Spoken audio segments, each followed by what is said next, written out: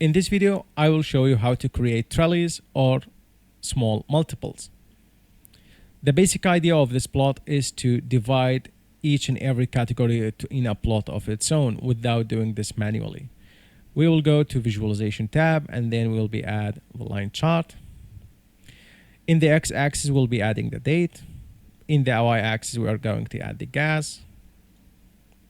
And we will be changing the date to regular date. Once we do that, now it's time to divide this plot into small multiples. Now, depends on how you want to divide this small multiple. Usually the small multiples will depend on the name of the well itself.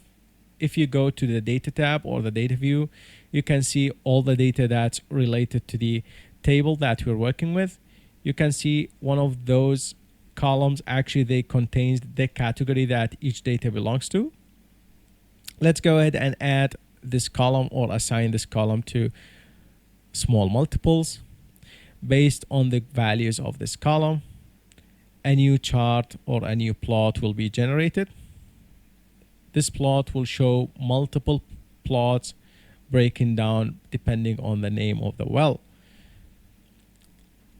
Let's go ahead and replace the gas with another parameter, for example, oil. You can see how different values or how different plots are now added. You can go ahead and add another variable as well. For example, let's add water next to oil. You can see now you can have multiple lines or multiple series plotted at the same time. Thank you so much. Follow us for more Power BI videos.